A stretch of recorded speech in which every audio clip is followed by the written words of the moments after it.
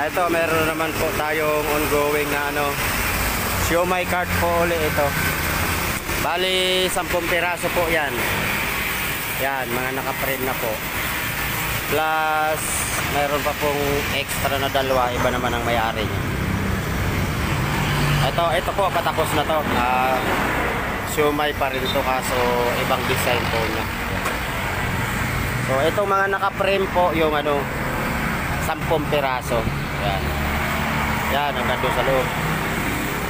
Kaya kahit linggo gumagawa kami. Kasi kailangan natin matapos. Kasi marami pa po yan kasunod.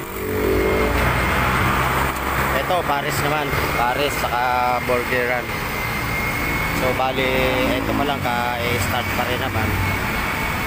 Pero malapit-lapit na rin po yan matapos. Yan. 10 pieces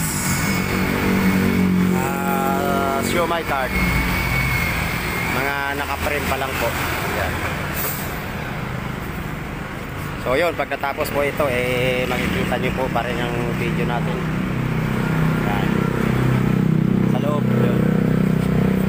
Ataw mga bataan, kasi